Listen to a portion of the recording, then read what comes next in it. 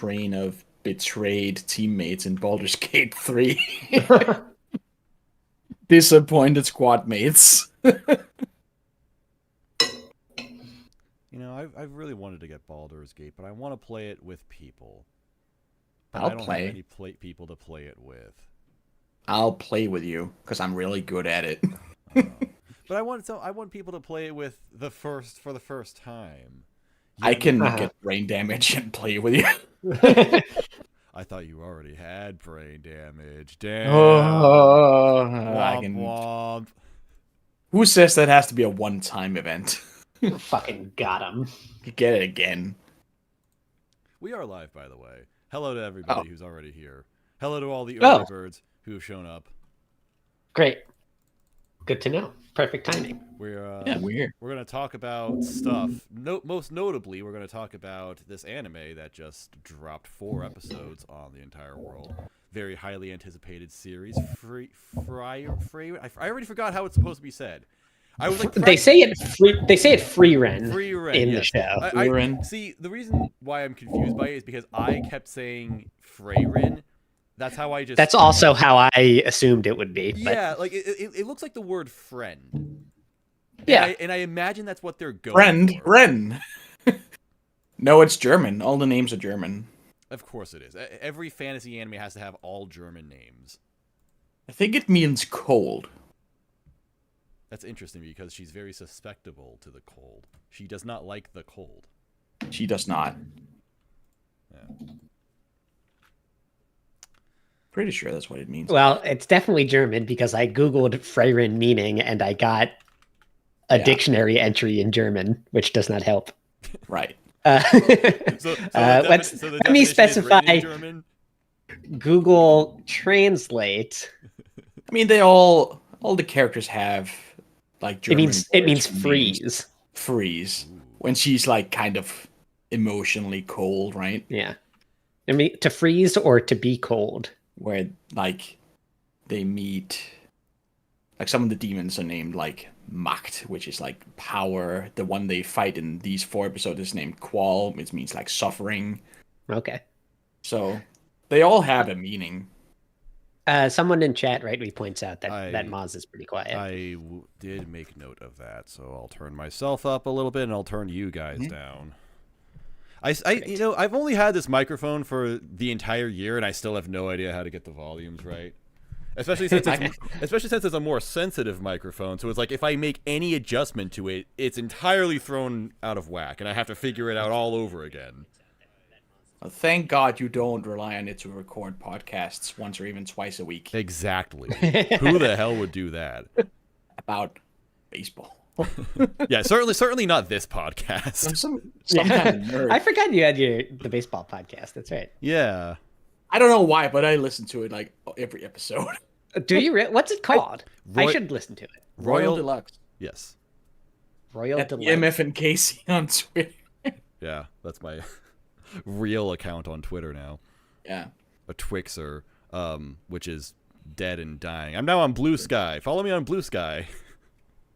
What is Blue Sky? I haven't even heard of this. I'm getting even more out of the loop on social media. It's new Twitter made by old Twitter owner. Yeah, so really? Yeah, Jack made a new Twitter and he already left the dev team on it because it's not going in the way he wanted to because it's invite only. You have to have a code to get into it. So people who are already on it are spreading codes to other people and it's only kind of growing slowly and it's just kind of weird. But yeah, that is weird. Well, then why not just open it up? I don't know. How did you get in? I had a code. That's it. Yeah. Where'd you get it? Someone just gave it to me. Okay. Cool. Now we know Sinris doesn't have a Twitter, but will Sinris get a Blue Sky? You simply get codes by just being on the website, and you just get some overtime. I actually have 2 right now. If the people that I would want to talk to are on Twitter and all the dumb or are on Blue Sky and all the dumb Twitter bullshit isn't on Blue Sky yet, then that does sound pretty appealing. On paper, it seems like an all right platform. I don't see a whole lot of bullshit either. I only imagine a platform where you just follow people and all their posts show up on your timeline with nothing else.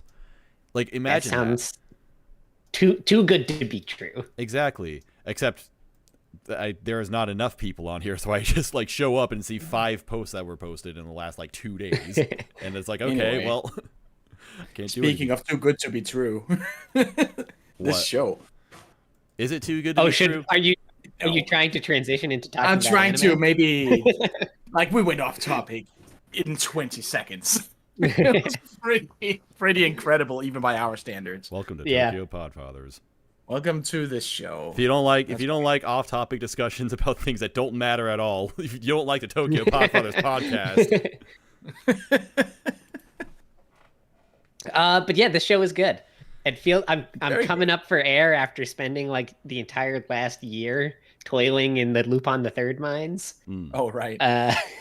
you know, Watching a different anime feels pretty nice. I thought you were going to say, I thought you were going to tie this into traveling, because you've been traveling a lot for the last year. You've like traveled the entire world, it seems, over the last That's year. also true. I have been doing a lot of traveling. And that's what this anime is about.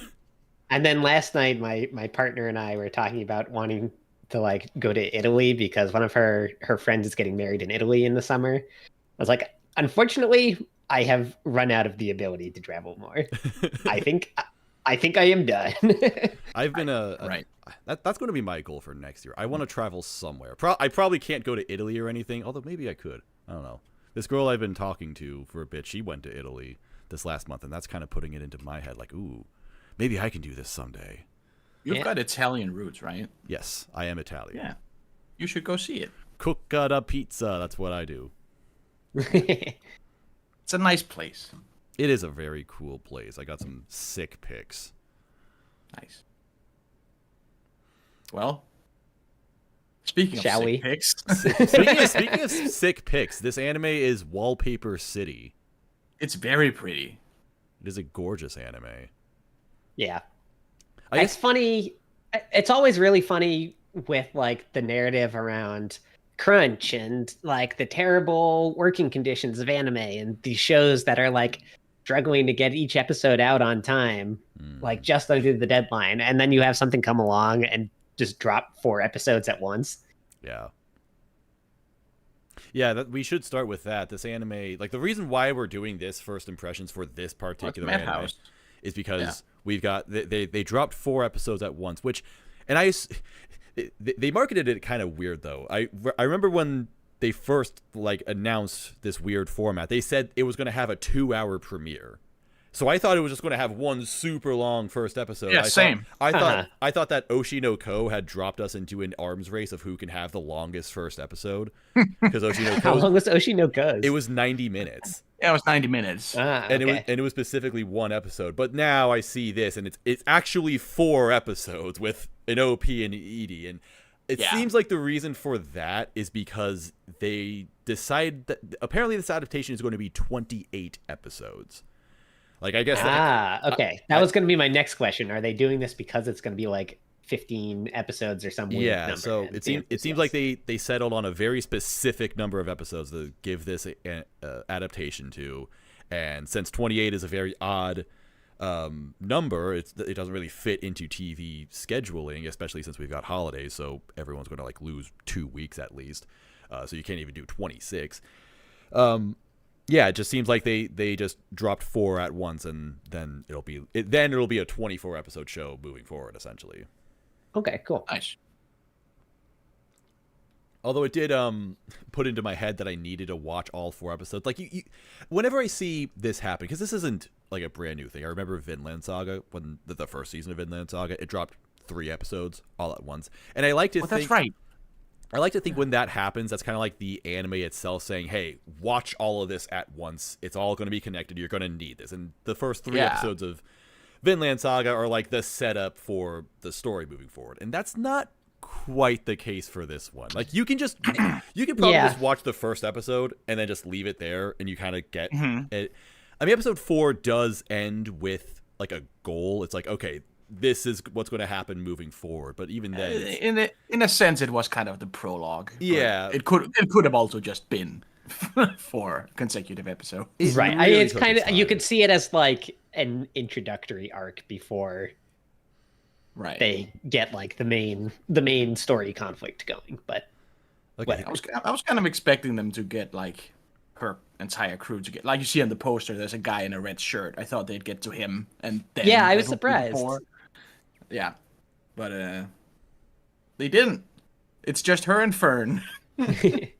Oh, Not also, named- Moz, I told Panic earlier, but I did not have time to watch the 4th episode, but I have seen the first 3. Oh, so okay. That's fine, yeah. really. I figured it would be.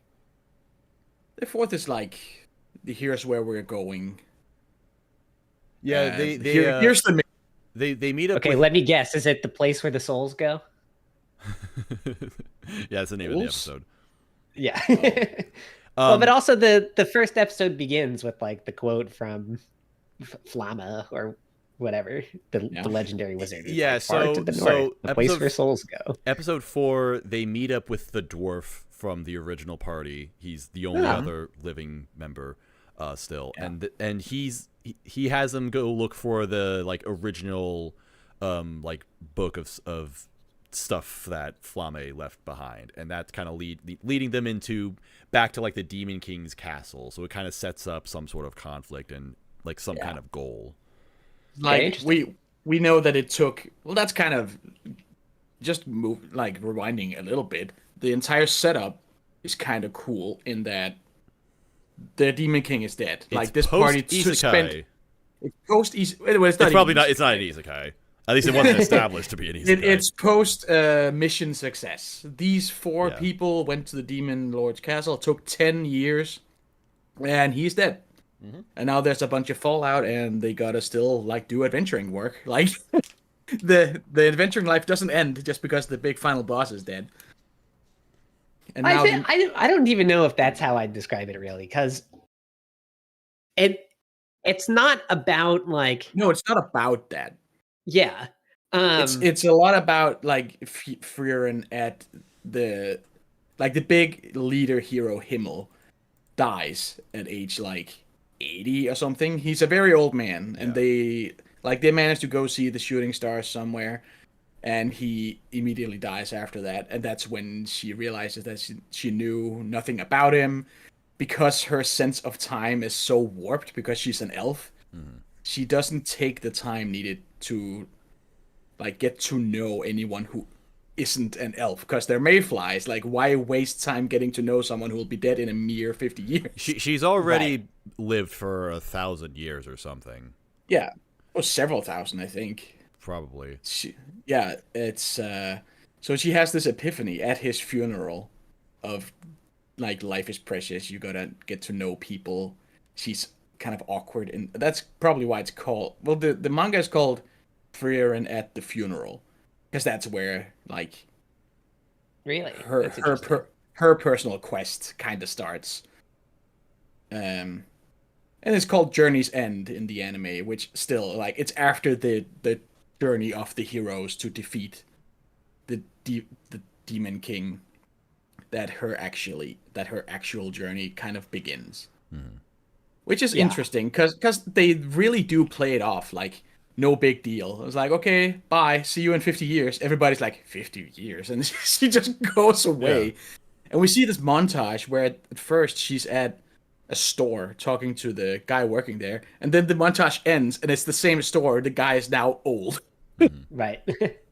It's like, oh yeah, she just spent 50 years looking for some bullshit, and now she's back, and Himmel is a tiny old man, and he dies. Yep.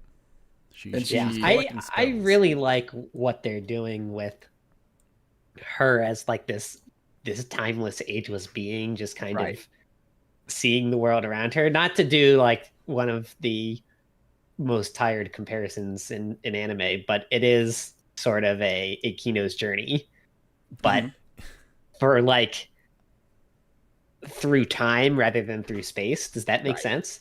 Sure. Yeah. It's funny you I haven't seen that because journey. it's funny you mentioned that, because my comparison for this anime was the Journey of Elena, which is both me wishing that I had more Journey of Elena, but also like it's about a cute witch adventuring. Well, she's not a witch. It's a cute tiny magic woman. Yes. Yeah. cute small magic woman. That's what it is. Yeah, it is very similar vibes to Elena, although it's more like sentimental than Elena is. Yeah, definitely. Yeah. Well, yeah, because well, another fun way, like time passing. They show it in so many clever ways. Yeah. I'm kind of happy they got to Qual, whatever his name was, the demon that invented the killing magic, because that would have been my example of Oh, that was so sick. like Yeah. the part that hooks me on it, because like she's teaching this girl Fern how to use and defend against just normal combat magic. And okay, we're gonna go freeze out this legendary demon lord, like 4 divas, like the most powerful demon of 80 years ago, who Yeah. killed 40% of adventurers and 70% of mages with this incredible spell, and it sounds so overpowered. And he shoots it at them, and Fern is like, "What was that? That was just that was Literally basic ass attack regular magic, magic. regular Right. magic." And Bro- it's because humanity spent the last 80 years studying and perfecting that spell, so it went from the most legendary attack magic of all time to just what you do. Bro Right. literally got power crept out of the world. Yeah, power creep, because the humans live for a short time, so very efficiently they studied and perfected like how to use it and how to defend against it in Right. the 80 years. And they just demolish him. I think there were a lot of like really little things in that made that moment cooler because first off, like you're saying, the concept is just really cool that like he was too powerful for them to defeat at the time. So rather than kill him, they had to like lock him away temporarily. And now everybody knows like how Now to he's beat just a chump. his overpowered thing. But also He's a they fraud. still do show like how like impressively powerful he was because he's like Oh yeah. he wakes up, everybody like now knows his trump card just as like part of normal magic, and he's not familiar with the kind of like defensive magic that they developed in order to beat his spell. And he still, over the course of like this 2-minute fight, figures out how it works Yeah. really quickly. And it's just like a kind of tiny detail that reinforces the message of like even the most like incredible things of the past become just like a commonplace in the future. Give it 8 years and it'll be mundane. Right. Yeah. Like really, really clever story construction there. You also just slowly, like from episode to episode, you'll see Fern just getting taller and taller because months is going by. Yeah. They spent 6 months looking for a flower, which is when Fern like realizes that if she doesn't say something, Frieren is just gonna waste her life doing all these weird little obsessive things. Like she casually spent 6 years transcribing a grimoire. She's just like, I could do that. It'll take me 6 years. Fine. Who cares? I'll spend 6 years. Yeah. I got the time. From the beginning of the first episode to the end of the third episode, I think it's 78 years go by. Yeah.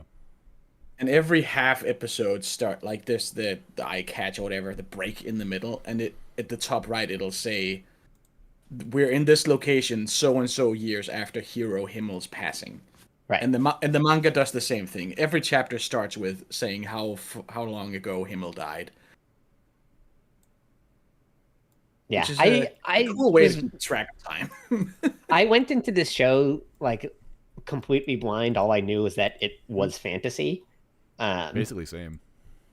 And yeah, I've been really pleasantly surprised with it. It's I've been reading it since like I think a year and a half or something. I thought it when I first found it, I thought it was old. Like I saw someone post a picture of it, I was like, "Oh, that looks kind of old-ish." So I went and found it. I was like, "Oh, it's still getting released. Holy shit, it's new!"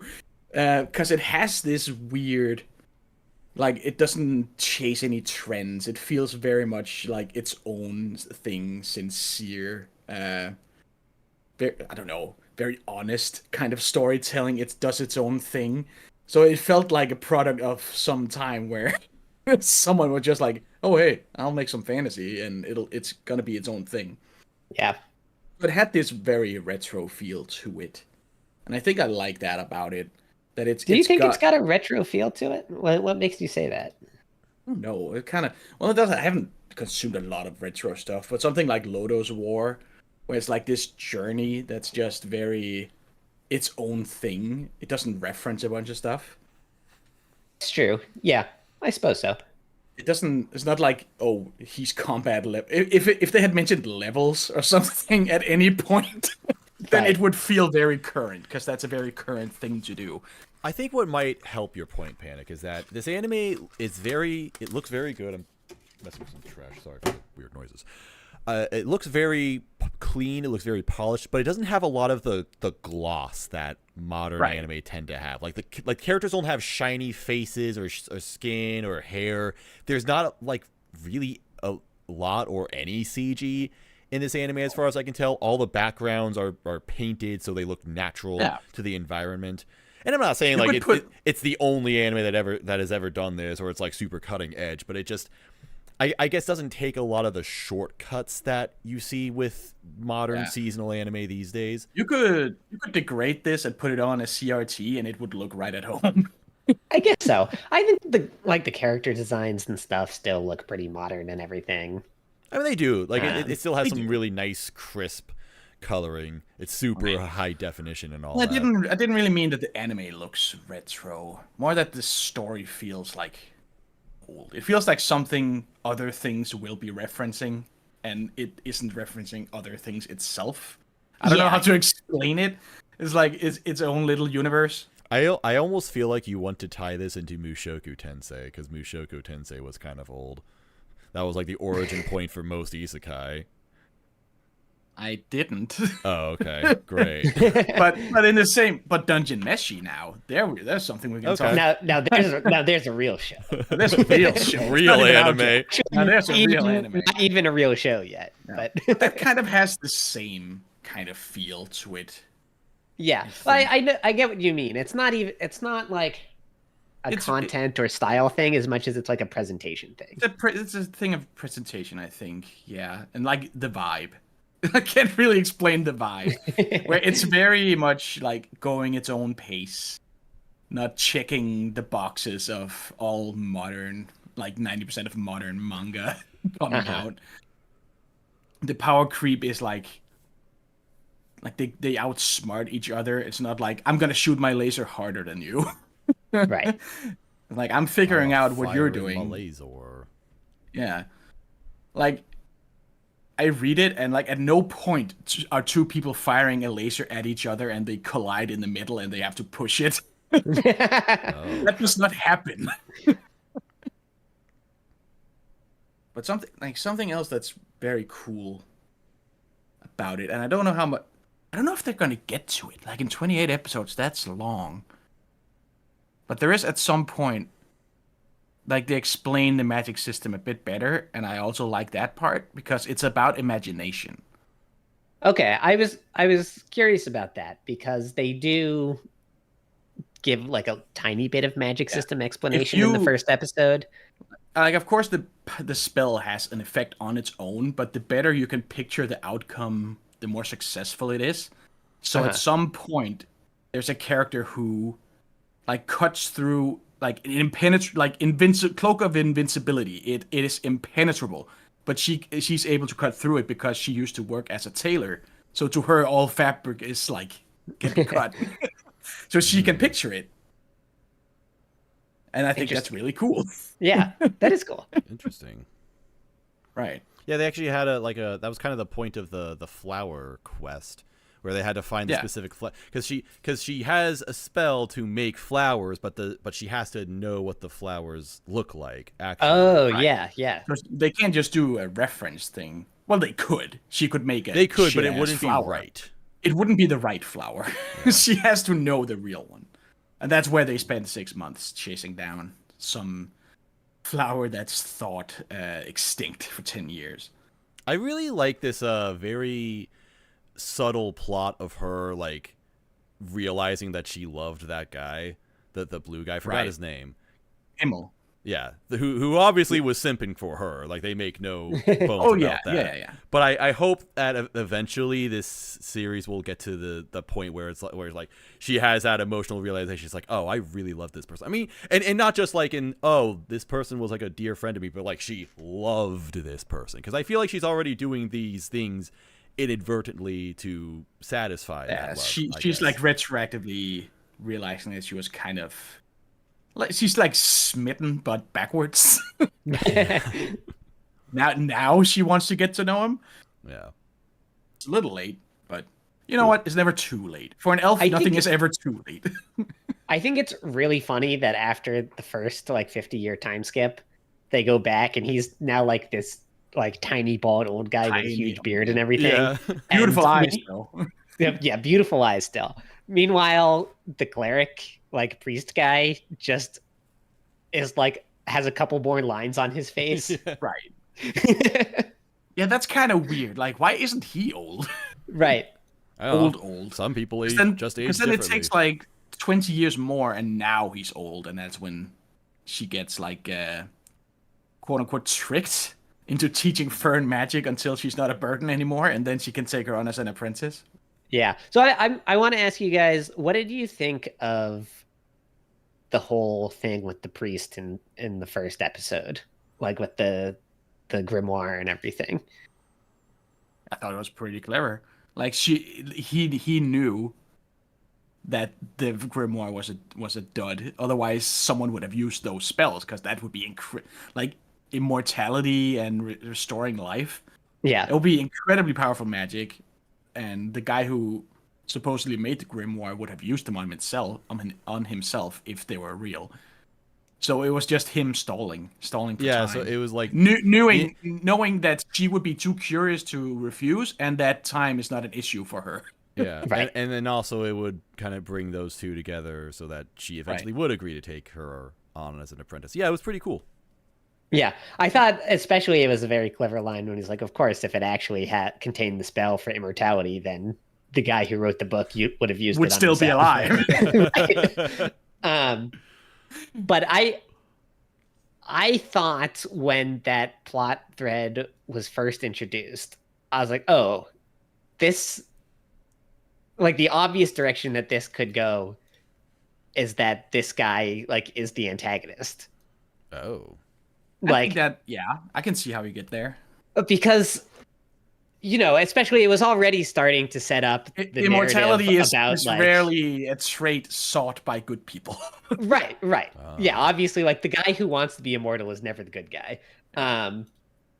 And it had already started setting up these themes about, like, letting go and the passage of time. And, like, it was a good thing that he was saying, I'm like, fine with the fact that I'm going to die.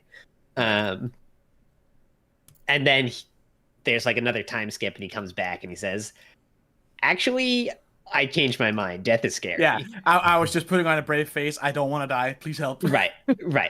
So I felt pretty sure right when that got introduced that was going to be like an antagonist thing. Which, now that I think about it, interestingly, is kind of the exact reverse in Dungeon Meshi.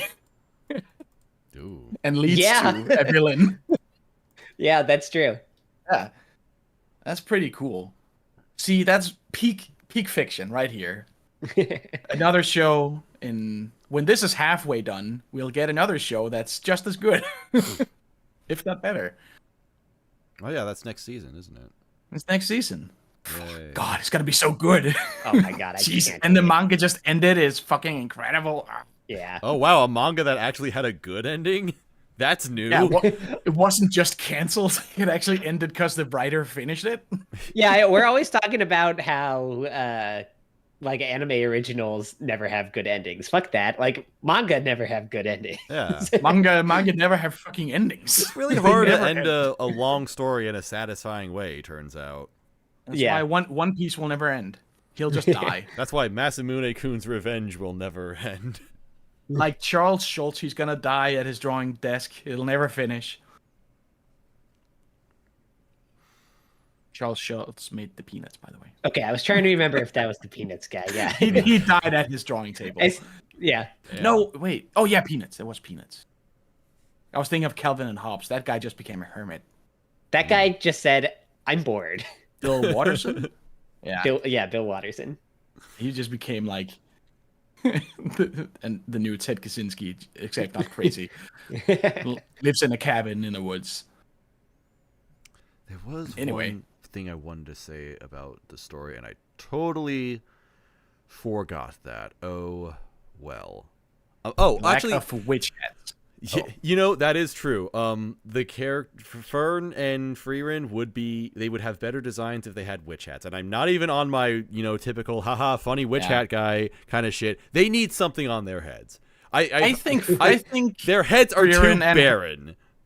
Frieren's big hair is pretty, and her ears are good on their own, but Fern could definitely use a hat. There's something missing with them.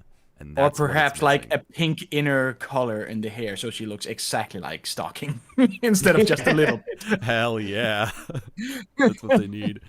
The thing that I wanted to say when we were talking about Frieren kind of reverse journeying so that she can learn more about her friends. I think it's fun to get behind what she's doing because it's kind of like just about self-improvement. She's just like realizing to herself, she's like, man, I was kind of like a shitty friend to these people who like. I spent 10 years with these 3 people and I never once put any effort into getting to know them. Yeah, and what's satisfying about it is that she feels really bad about it, but the other party members don't mind at all. No, they know. They kind of get it, and they're just like, yeah, like when they do the last journey so they can see the shooting stars and all that. They're just like, Freeman's kind of like, oh man, I feel so bad that we didn't do this earlier. And they're like, we didn't get to spend more time together, and it, they probably feel so unfulfilled. But they're actually like, oh no, Frieren is like such a great friend to us. Like, thank you for sharing this with us. Thank you for coming back. So great. Yeah. It was a great 10 years to spend together. It was like the majority of my life right there. We were so close friends, and she's like, I don't even know who you are. It's awesome. Like when she thinks back on, like Fern guesses what she wants for dessert, and she thinks back on the guys knowing exactly what she wanted. And it's like, how did you know that? Oh, we just did. Because we spent 5 more years together at this point. You've ordered it every time we've had dessert for the last 8 years. What do you mean? How do we know it? We've lived with you for years. Another part of it I like that kind of bucks trends is that she's at first presented like this very like stoic kind of badass in a way, but she isn't. Yeah, as the season has gone on, she's loosened up. Yeah. Well, I don't even know if she was like that before meeting them. But like she's bad at getting out of bed in the morning. She doesn't like the cold. She's got all these weird little quirks about her. She gets frustrated real easily. She will check every single treasure chest, even though there's mimics. Even though mimics are a thing, which is the best running gag of all time. That is. I think it's like she's got all these weird little things. At the beginning of the show, they are very much like treating her as this kind of like weirdly inhuman figure. Yeah. Mm-hmm. And it's as we spend more time with her, we see that she has these little quirks and isn't just like this person who comes and goes like untouched by time or the rest of the world. Incredibly tropey to just have her be this unflappable, cool, overpowered mage, but she is just a really powerful mage who has her own like whims and obsessions, and she collects mostly useless magic, like turning sweet grapes into sour grapes. That's magic. Well, that's not useless. That's not useless because the dwarf likes sour grapes. The dwarf likes sour grapes. I thought that was such an awesome detail. Oh, I didn't get that. Yeah, that's why she collected that. Well, she collects. That's good. That's really cute. That is a cute detail. But she also just collects all magic. Like she does also just collect any place Like, they go that useless has a garbage problem, magic, the yeah. first thing she'll ask is, "Do you have any grimoires?" And they say, "Oh, we have one, but it's for removing the rust from bronze specifically." And she's like, "Deal, I want it. I don't care what it does. I want it." So she's just a collector of weird little niche spells. That's like her obsession. It's just a cute show, honestly. Like, It really is. It's very adorable.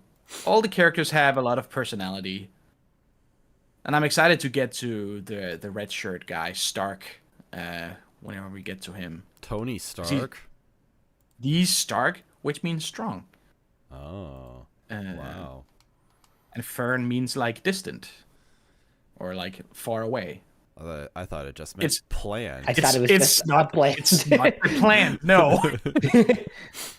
Well, speaking of cute, this anime is directed by a man named Keiichiro Saito. Do you want to know what other stuff he has directed in the past? Hit me. No. He directed Bocchi the Rock. Oh. Ah. Yeah. That was a fall anime. This is a fall anime. Whoa, coincidence? Illuminati? The soundtrack is fantastic, which I expected because it's by maybe my favorite composer in anime, the one and only, the great, the GOAT, Evan Call, who I have always stanned because one of his first anime projects was Big Order. So he's all right. Okay, Mods, where's this going? He is the king. Yeah, so he's like this total meme composer for me, except he's actually legit good because he does great stuff like this. He did like Violet Evergarden way back when, and all this other stuff. Yeah, so he's super legit.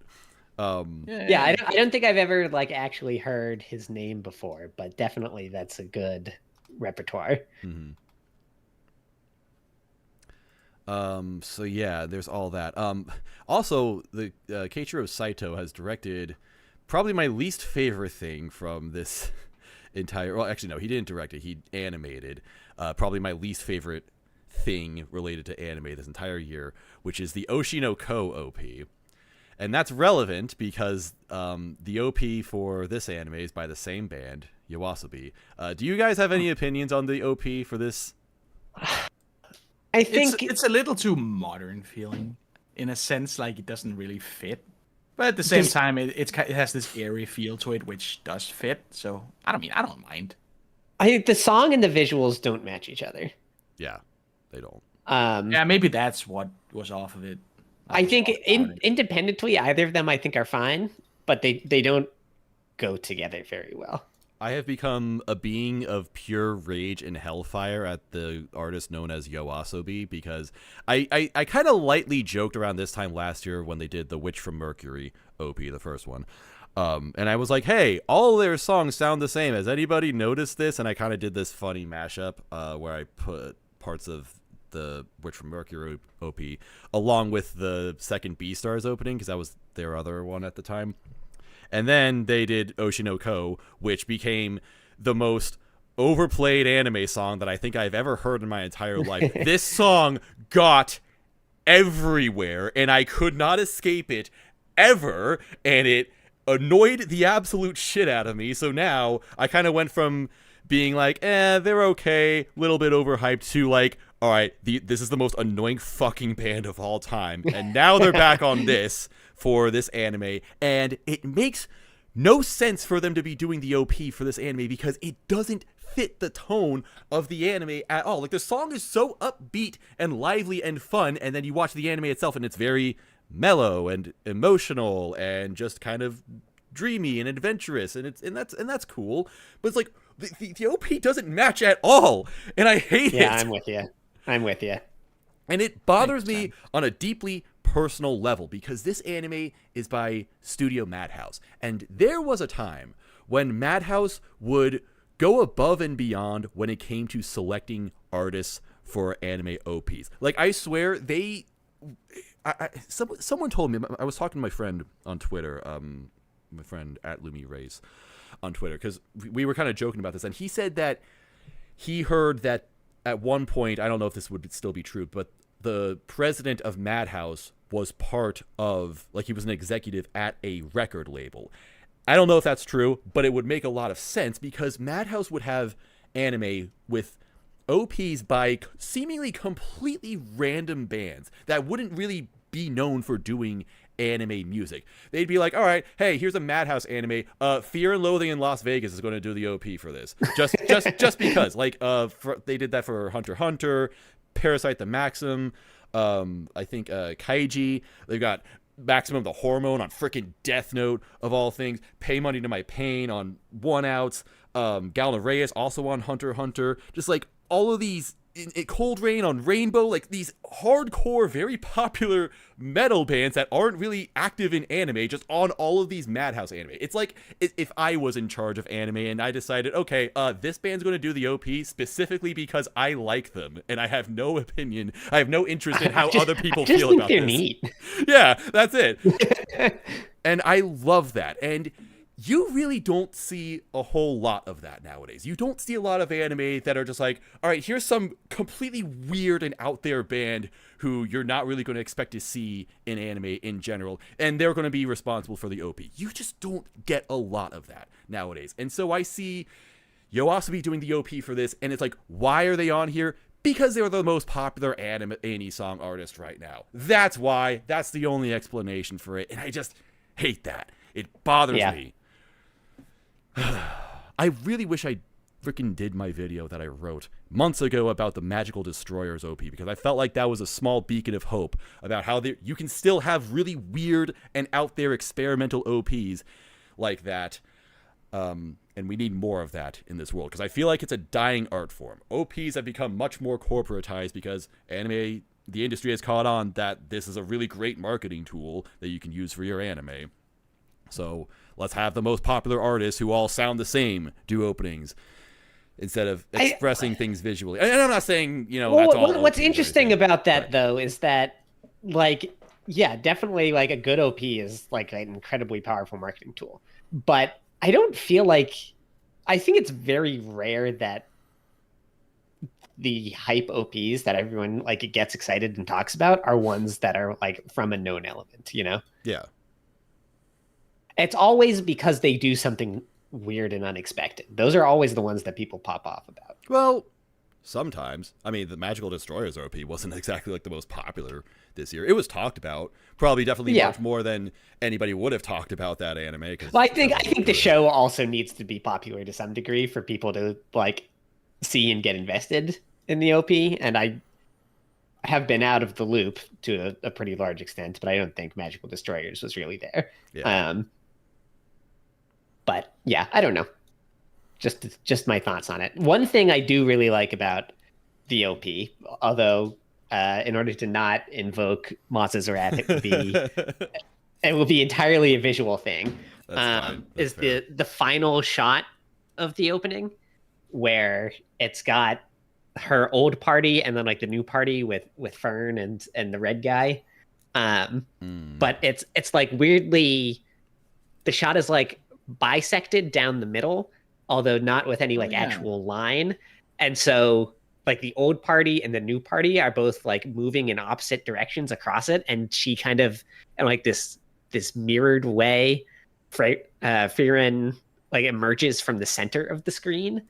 I think that's like a really cool visual thing, like visual way of illustrating the passage of time and like these two groups of people that she spent her life with, like getting farther apart. Mm-hmm. Yeah. I just think that was like a really good visual touch. Yeah, it's cool. It's also neat because she's the same in both. Like she's this unaging. Yeah, exactly. mystical creature in the middle. So yeah. I just wanted to rant about how much I fucking hate YOASOBI. That was the entire point of this podcast. What do you think of the ED? The ED is nice. I have no strong feelings about it, but it's fine. I don't feel anything about the song, but I think the visuals are really good. Yeah. Right. It's like pictures made out of things. like their faces, but made out of plants. It's like those cool AI things that are going around now. AI, wow, what a beautiful landscape. And then it's like Walter White, is it? Oh my god, those fucking things. I love them. So stupid. This is a solid year for EDs, I feel. Yeah. I feel like there's been a lot of good ones. Mushoku Tensei had a bunch of EDs. Yay. Hey. There was a joke about his dick not working. Oh, okay, I get it. All right, it took me a second. That went over my head. All right. Yeah. I see. Yeah, I felt like I needed to clarify. Thank you. I'll read some comments that I probably should have addressed while the stream was going, but we were talking about other things, so I just missed them. NTV was involved with the production and are using it to start a new anime block on Friday nights after their big Friday Roadshow movie block each week, so they wanted to premiere it then. That's why there were like 4 episodes dropped there in this larger TV block. That makes sense. That's interesting. I wonder if... What is NTV? I don't know. I thought you said MTV, and I was like, what? Yeah, MTV, you know, who knows what MTV is showing these days? I thought you said I MTV wouldn't put it past them to start streaming anime. Why not? Bocchi the Rock on MTV. That'd be a good get for them, actually. That'd be awesome. That would actually, yeah. It would rule. Yeah, I wonder if more anime would have like big premieres like this, longer premieres that would fit into this. I mean, as long as it TV doesn't create like a gap after it, I'm all for it. Because you mentioned Vinland Saga, and I think they dropped all 3 at once, and then they didn't air anything for 2 weeks or something. Yeah, that's true. And like in that case, what's the point, right? Yeah, it's like, well, why not just fill out the spots you have? Yeah. Why do the whole big drop at the beginning? Did Oshinoko do that, or did they have an episode the week after? No, episode 1 was just long, and that was just episode Oh, 1. interdimensional sleeper agent in the chat says, I want to see a post-isekai anime. Some 16-year-old returns to school in Japan and has to deal with severe PTSD. That is a show that already exists. It's called Isekai Uncle. Isekai Oji-san? Is that it? Yeah, I was thinking about that. It's not quite the same thing, but it's, similar. That we do. Come back with PTSD. It basically is. But it's all about like him coming back and like not being able to readjust to the real world. It's not him coming back from a life-altering adventure having learned no lessons. Well, that too, yeah. Oh, NTV is Nippon TV. Okay. Okay, that is something I've heard of. That would be the new breakthrough for isekai anime. Like we need a new trend. We've seen all of the Demon King stuff. We've seen the I'm in another world except I'm doing X sort of thing and all that. I'm in another world but I started it from birth. The new trend for isekai, the new breakthrough is post isekai. Honestly, that could be kind of cool. Like we completed the isekai and then we got reincarnated back on Earth. Or like they failed the mission. Like the isekai mission is always kill the demon lord. Well, what if they don't? now they just have to live in this cursed land forever. Well, they did do that. That's Cautious Hero. No, they did kill the demon lord. No, Cautious Hero was like he's like doomed to repeat it in some weird way. I thought he failed to kill the Demon King or something. No, he killed the Demon King, and that's why Restarte became Restarte or something. Because it killed his girlfriend. So now he has to go through a bunch of isekai Cautious Hero. Spoilers for an honestly fine show. Like, go see it. It's pretty good. And also the other thing you said where they get reincarnated back in the real world is the devil is a part-timer. Oh yeah. Well, they just kind of that series exists. Yeah, that fell off. Yeah, oh man, that was so disappointing when the second season came out and just wait, which second season? What? Do you not know about this? So no, they clarified when the new season from this year came out that the entry that came out this year is The Devil's a Part-Timer Season 2. What came out this year was the other thing. That's just The Devil is a Part-Timer. Okay. So what's the season called? It's also just called The Devil is a Part-Timer. Okay. Well, anyway, they fucked it up. They fucked it up. When the second installment came out, It's like the Devil's a original Part-Timer Devil's a Part-Timer. 2022. It was like one of the first anime that I ever watched. When the So- first season came out. I was really excited for the second season, and then the first scene of the second. I'm just gonna fucking call it the second season. The first scene of the second season was exactly the same scene as the first scene of the first season, except just done worse. Yeah, looked horrible. With like Just the details terrible. cut out and worse animated and everything. Why didn't they just reuse the opening from the Well, because original? then it wouldn't Like- fit with the new style after that part, right? I guess. But it's not like the style was even that different. It was just worse animated. Right. It's just horrible. And somehow that was- it stopped being funny. I don't really know how they did that. It's all the same source material. How did it stop being Well, funny? You know, so much of comedy is delivery. Right. And suddenly it just became bad. Right.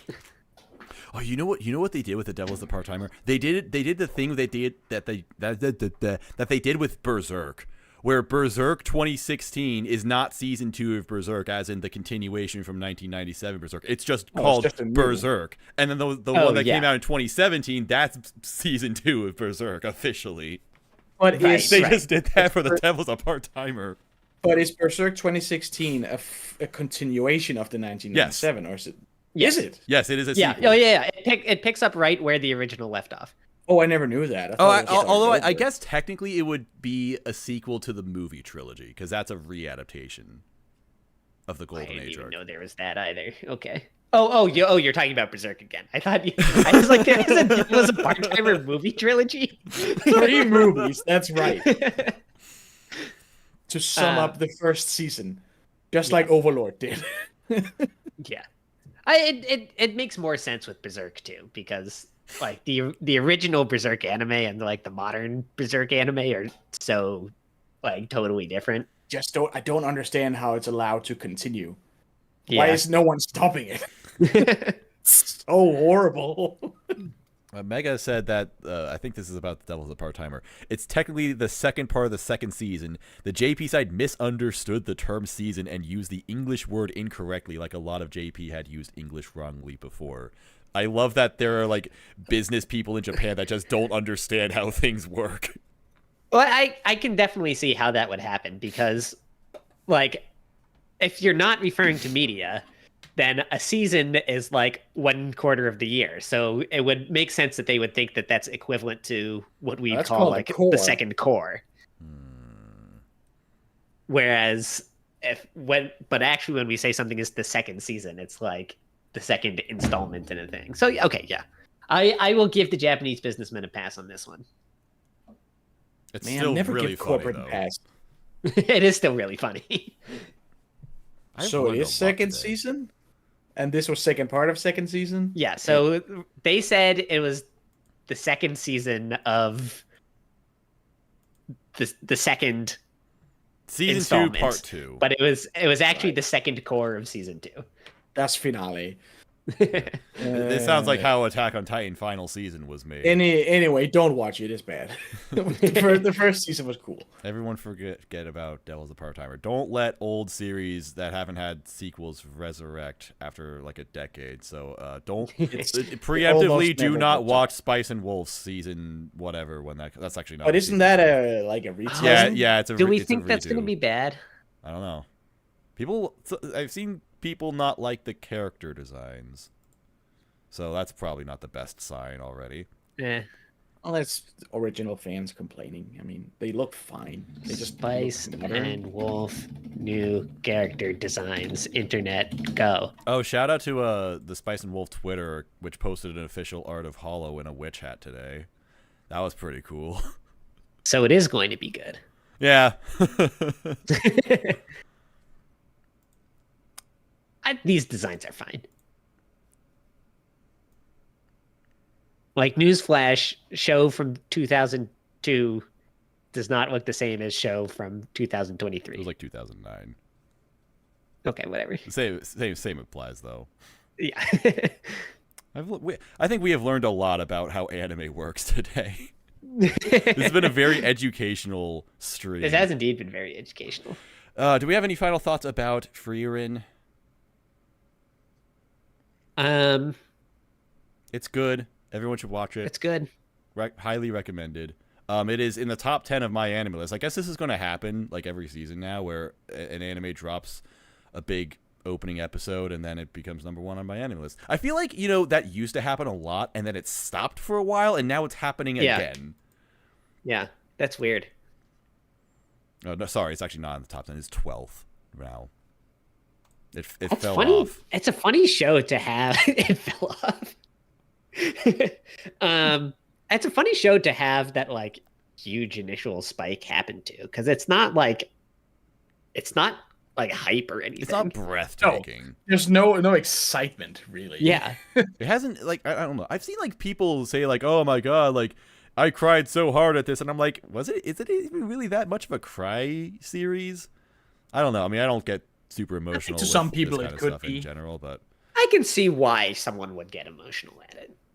I guess the one part that I did really like that I could be emotional at was when she discovered the field of flowers. That was a fantastic scene. It's funny. I watched that scene and then I went to the Discord and saw that like 10 minutes before you had posted screenshots from that scene saying this show's really good. And I was like, okay, no need for me to contribute. I've said all that needs to be said. Yeah.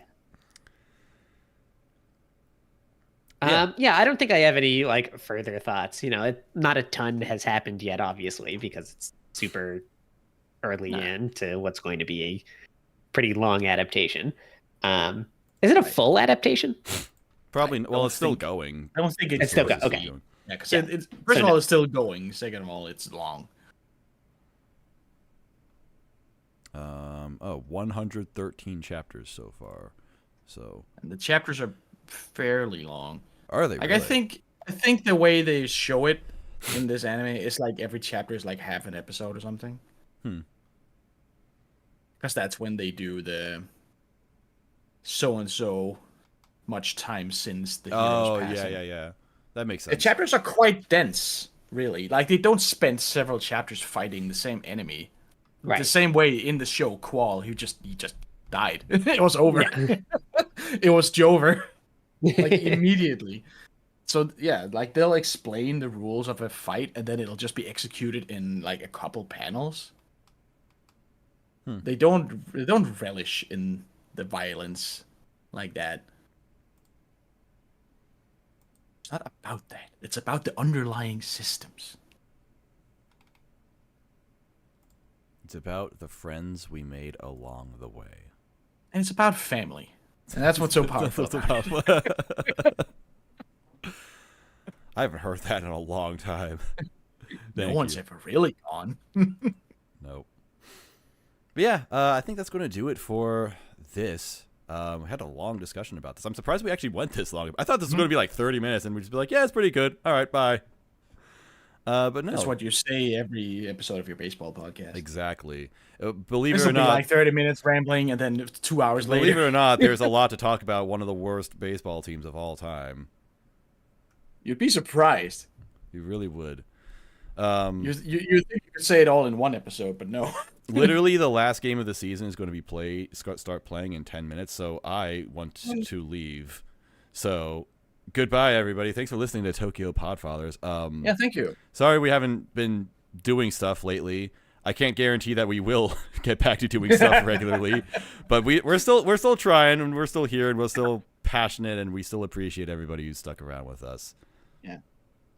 We're saying that Impressions is going to be like end of October or something. Yeah, we did talk about that a little bit. I want to shoot for like the 22nd or 23rd.